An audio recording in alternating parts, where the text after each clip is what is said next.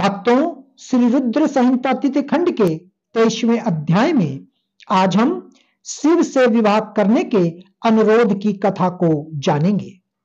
ब्रह्मा जी कहते हैं, हे नारद, देवताओं ने वहां पहुंचकर भगवान शिव को प्रणाम करके उनकी स्तुति की। वहां उपस्थित नंदेश्वर भगवान शिव से बोले, प्रभु, देवता और मुनि संकट में पड़कर आपकी शरण में आए हैं। सर्वेश्वर, आप उनका उद्धार करें। दयालु नंदी के इन वचनों को सुनकर भगवान शिव ने धीरे धीरे आंखें खोल दी। समाधि से वृत होकर परम ज्ञानी परमात्मा भगवान शंकर देवताओं से बोले, हे ब्रह्मा जी, हे श्री हरि विष्णु एवं अन्य देवताओं, आप सब यहां एक साथ क्यों आए हैं? आपके आने का क्या प्रयोजन है? आप सभी को साथ देखकर लगता है कि अवश्य ही कोई महत्वपूर्ण बात है, अतः आप मुझे उस बात से अवगत कराएं। भगवान शंकर के यह वचन सुनकर सभी देवताओं का भय पूर्णतः दूर हो गया और वे प्रसन्न होकर भगवान विष्णु को देखने लगे। तब श्री हरि विष्णु सभी देवताओं का प्रतिनिधित्व करते हुए भगवान शिव से बोले, भगवान शंकर, तारकासुर नामक दानव ने हम सभी देवताओं को बहुत दुखी कर रखा है। उसने हमें अपने अपने स्थानों से भी निकाल दिया है। यही सब बताने के लिए हम सब देवता आपके पास आए हैं। भगवान ब्रह्मा जी द्वारा प्राप्त वरदान के फलस्वरूप उस तारकासुर की मृत्यु आपके पुत्र के द्वारा निश्चित है। हे स्वामी, आप उस दुष्ट का नाश कर हम सबकी रक्षा करें, हम सबका उद्धार कीजिए। प्रभु, आप हिमालय पुत्री पार्वती का पाणी ग्रहण कीजिए। आपका विवाह ही हमारे कष्टों को दूर कर सकता है। आप भक्त वत्सल हैं। अपने भक्तों के दुखों को दूर करने के लिए आप देवी पार्वती से शीघ्र विवाह कर लीजिए। विष्णु जी के यह वचन सुनकर भगवान शिव बोले, देवताओं, यदि मैं आपके कहे अनुसार परम सुंदरी देवी पार्वती से विवाह कर लूं तो इस धरती पर सभी मनुष्य, देवता और ऋषि मुनि कामी हो जाएंगे। तब वे परमार्थ पद पर नहीं चल सकेंगे। देवी दुर्गा अपने विवाह से कामदेव को पुनः जीवित कर देंगी। मैंने कामदेव को भस्म करके देवताओं के हित का ही कार्य किया था। सभी देव निष्काम भाव से उत्तम तपस्या कर रहे थे ताकि विशिष्ट प्रयोजन को पूर्ण कर सके। कामदेव के न होने से सभी देवता निर्विकार होकर शांत भाव से समाधि में ध्यान मग्न होकर बैठ सकेंगे।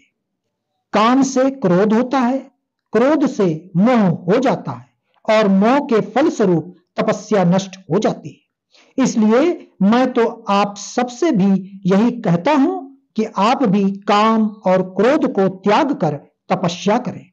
ब्रह्मा जी बोले, हे नारद, त्रिलोकीनाथ भगवान शिव के मुख से इस प्रकार की बातें सुनकर हम सभी हतप्रभ से उन्हें देखते रहे और वे हम सब देवताओं और मुनियों को निष्काम होने का उपदेश देकर चुप हो गए और पुनः पहले की भांति सुस्थिर होकर ध्यान में लीन हो गए। भगवान शिव ब्रह्मा स्वरूप आत्मचिंतन में लग गए। श्री हरि विष्णु सहित अन्य देवताओं ने जब परमेश्वर शिव को ध्यान में मग्न देखा तब सब देवता नंदेश्वर से कहने लगे, नंदीश्वर जी, हम अब क्या करें? हमें भगवान शिव को प्रसन्न करने का कोई मार्ग सुझाएं। तब नंदीश्वर सभी देवताओं को संबोधित करते हुए बोले, आप भक्त वत्सल भगवान शिव की प्रार्थना करते रहो, वे सदैव ही अपने भक्तों के वश में रहते हैं। तब नंदीश्वर की बात सुनकर देवता पुनः भगवान शिव की स्तुति करने लगे। वे बोले, हे देवादिदेव महादेव करुणानिधान भगवान शिव शंकर, हम दोनों हाथ जोड़कर आपकी शरण में आए हैं। आप हम सबके सभी दुखों और कष्टों को दूर कीजिए और हम सबका उद्धार कीजिए। इस प्रकार देवताओं ने भगवान शिव की अनेकों बार स्तुति की।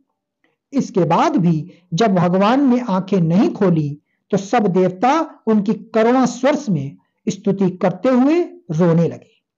तब श्री हरि विष्णु मन ही मन भगवान शिव का स्मरण करने लगे और करुणा स्वर में अपना निवेदन करने लगे। देवताओं मेरे और श्री हरि विष्णु के बार बार निवेदन करने पर भगवान शिव की तंद्रा टूटी और उन्होंने प्रसन्नता पूर्वक अपनी आंखें खोल दी। तब भगवान शिव बोले, तुम सब एक साथ यहां किस लिए आए हो, मुझे इससे अवगत कराओ। श्री हरि विष्णु बोले, हे देवेश्वर, हे शिव शंकर, आप सर्वज्ञ हैं, सबके अंतर्यामी ईश्वर हैं, आप तो सब कुछ जानते हैं। भगवान, आप हमारे मन की बात भी अवश्य ही जानते होंगे। फिर भी यदि आप हमारे मुख से सुनना चाहते हैं तो सुने। तारक नामक असुर आजकल बड़ा बलशाली हो गया है। वह देवताओं को अनेकों प्रकार के कष्ट देता है। इसलिए हम सभी देवताओं ने देवी जगदम्बा से प्रार्थना कर उन्हें गिरिराज हिमालय की पुत्री पार्वती के रूप में अवतार ग्रहण कराया है। इसलिए ही हम बार बार आपकी प्रार्थना कर रहे हैं कि आप देवी पार्वती को पत्नी रूप में प्राप्त करें। ब्रह्मा जी के वरदान के अनुसार भगवान शिव और देवी पार्वती का पुत्र ही तारकासुर का वध कर हमें उसके आतंक से मुक्त करा सकता है। मुनिश्रेष्ठ नारद के उपदेश के अनुसार देवी पार्वती कठोर तपस्या कर रही हैं। उनकी तपस्या के तेज के प्रभाव से समस्त चराचर जगत संतप्त हो गया है। इसलिए हे भगवान, आप पार्वती को वरदान देने के लिए जाइए। हे प्रभु, देवताओं पर आए इस संकट और उनके दुखों को मिटाने के लिए आप देवी पार्वती पर अपनी कृपा दृष्टि कीजिए। आपका विवाह उत्सव देखने के लिए हम सभी बहुत उत्साहित हैं। अतः प्रभु, आप शीघ्र ही विवाह बंधन में बंधकर हमारी इच्छा को भी पूरा करें। भगवान, आपने रति को जो वरदान प्रदान किया था उसके पूरा होने का भी अवसर आ गया है। अतः महेश्वर, आप अपनी प्रतिज्ञा को शीघ्र ही पूरा करें। ब्रह्मा जी बोले, हे नारद, ऐसा कहकर और प्रणाम करके विष्णु जी और अन्य देवताओं ने पुनः शिव जी की स्तुति की। तत्पश्चात वे सब हाथ जोड़कर खड़े हो गए। तब उन्हें देखकर वेद मर्यादाओं के रक्षक भगवान शिव हंसकर बोले, हे हरे, हे विधे और हे देवताओं, मेरे अनुसार विवाह करना उचित कार्य नहीं है, क्योंकि विवाह मनुष्य को बांधकर रखने वाली बेड़ी है।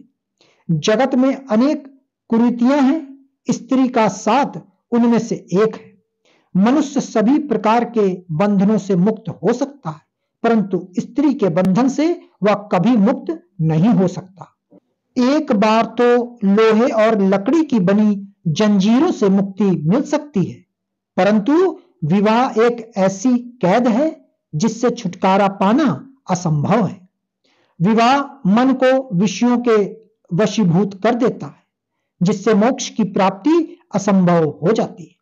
मनुष्य यदि सुख की इच्छा रखता है तो उसे इन विषयों को त्याग देना चाहिए। विषयों को विष के समान माना जाता है।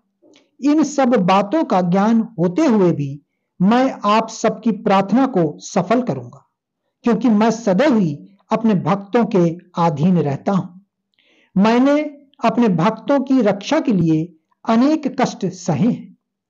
हे हरे और हे विधे, आप तो सब कुछ जानते ही हैं।